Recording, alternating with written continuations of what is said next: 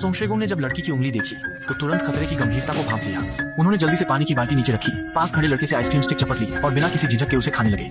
फिर उन्होंने आइसक्रीम की लकड़ी निकाली, उसे लड़की की कटी उंगली पर मजबूती से सहारा देने के लिए रखा और झटपट उसके बालों की रबर बैंड निकालकर कुछ ही सेकंड में एक बेहतरीन इमरजेंसी स्प्रिंट बांध दिया। इसी बीच लड़की के पापा घबराए हुए पहुंचे। पुरुष ने सख्त हिदायत दी कि वे तुरंत लड़की को अस्पताल ले जाएं। सचमुच डॉक्टर ने जैसे ही स्प्लिंट देखा हैरान रह गए। उन्हें यकीन नहीं हुआ कि स्प्लिंट ठीक वैसे ही बनाया गया था जैसा किताब में बताया जाता है। डॉक्टर ने बताया कि अगर थोड़ी सी भी देर हो जाती तो उंगली बचती नहीं। फिर सीटी स्कैन करवाने की प्रक्रिया शुरू कर दी गई। अस्पताल के गलियारे में लड़की को अचानक एक बहुत जानी पहचानी आवाज सुनाई दी। ध्यान से देखा तो वही आदमी था जिसने उसकी उंगली की मदद की थी। इस संकट में उसे देखकर लड़की को राहत और पहचान महसूस हुई। लड़की के पापा आगे बढ़कर सोंगशेगुन को धन्यवाद कहना ही चाहते थे कि अचानक उन्हें जबरदस्त खांसी का दौरा पड़ गया। सोंगशेगुन ने तुरंत अपना हाथ उनके सीने पर रखा, लेकिन लड़की के पापा ने उन्हें झटके से दूर हटा दिया। थोड़ी ही देर में वे सांस लेने में तकलीफ महसूस करने लगे और उनका चेहरा बुरी तरह पीला पड़ गया। अस्पताल में मरीजों की भीड़ इतनी थी कि न कोई डॉक्टर न कोई नर्स उनकी हालत पर ध्यान दे सका। लड़की डरी, सहमी बार जोर से मदद के लिए पुकारती रही, लेकिन उसकी आवाज भीड़ में गुम हो गई। किसी ने उसकी सहायता नहीं की। इस सब के बीच सोंगशेगुन बिल्कुल शांत और संयमित रहे, चुपचाप हर चीज पर नजर रखते रहे। एक महिला डॉक्टर ने लड़की की चीखें सुनी और उसकी ओर बढ़ने लगी, लेकिन उसी समय एक और मरीज ने उसे अचानक बुला लिया, जिससे वो मदद के लिए वहां नहीं पहुंच पाई। महिला डॉक्टर मजबूरी में अपने किसी सहयोगी को लड़की के पापा को देखने भेजती है। उधर सोंगशेगुन की नजरें बता रही थी कि मामला जितना दिख रहा है उससे कहीं ज्यादा गंभीर है, जैसे उन्हें अंदर ही अंदर कुछ गड़बड़ होने का एहसास हो रहा हो। वह भी तुरंत उनके पीछे चला गया। जैसे ही वे लोग लिफ्ट में घुसे, लड़की के पापा अचानक जमीन पर गिर पड़े और बेहोश हो गए। सोंगशेगुन तेजी से ताकत के साथ लिफ्ट में घुसा,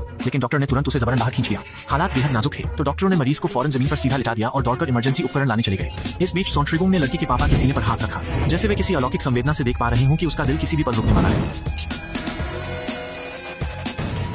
डॉक्टर इंट्यूबेशन और रेसुसिटेशन की तैयारी करने पहुंचे, लेकिन सोंगशेगुन ने साफ कह दिया कि अब बहुत देर हो चुकी है, मरीज के दिल की धड़कन बंद हो चुकी है। लेकिन डॉक्टरों ने उसकी बात अनसुनी कर दी और मरीज को बचाने की कोशिश जारी रखी। तभी उसने झटके से उपकरण छीनकर जबरन बचाव प्रक्रिया रोक दी। डॉक्टरों ने दोबारा जांच करते ही हालात की गंभीरता समझी। तुरंत सीपीआर शुरू कर दिया गया और नर्स डिफिब्रिलेटर लेने दौड़ी। सोंगशेगुन भी अब इस आपातकालीन बचाव में शामिल हो गया, डॉक्टरों के साथ मिलकर मदद करने लगा। सौभाग्य से पूरी कोशिशों के बाद दिल की धड़कन आखिरकार लौट आई, लेकिन अब तुरंत सर्जरी करनी होगी। एक पल की भी देरी नहीं की जा सकती। ऑपरेशन थिएटर पूरी तरह तैयार है, मगर मुख्य सर्जन का कहीं पता नहीं है। अस्पताल में जितने भी सर्जन ऑपरेशन कर सकते थे, सभी किसी न किसी मरीज की जान बचाने में लगे हुए थे। एक नर्स सऊजी होकर बोली, अगर और देर की तो मरीज को नहीं बचाया जा सकेगा। लड़की एक कोने में खड़ी थी, उसकी आंखों से लगातार आंसू बह रहे थे। उसका दिल जानता था इस समय सोंगशेगुन ही उसके पापा की आखिरी उम्मीद है। वह मदद के लिए सोंगशेगुन की ओर देखती है, उसकी आंखों में गहरी विनती और उम्मीद छलकती है। लेकिन अगर वह ऑपरेशन करता है बिना डॉक्टर की डिग्री के, तो अपनी पूरी जिंदगी और करियर दांव पर लगा देगा। शायद उसे सजा भी भुगतनी पड़े। वह एक पल के लिए देता है, भारी मन से मुड़कर चलने लगता है। तभी लड़की अचानक उसका हाथ पकड़ती है और चुपचाप एक सिक्का उसकी हथेली में थमा देती है, जैसे उसने अपनी आखिरी उम्मीद और विश्वास उसी में समेट लिया हो। उसकी आंसुओं से भरी आंखों में देखकर सोंगशेगुन की हिम्मत बंध गई। अब उसने ठान लिया, जान चाहे जो भी हो, वह अपनी पूरी ताकत लगाकर उसके पापा को बचाने की कोशिश करेगा।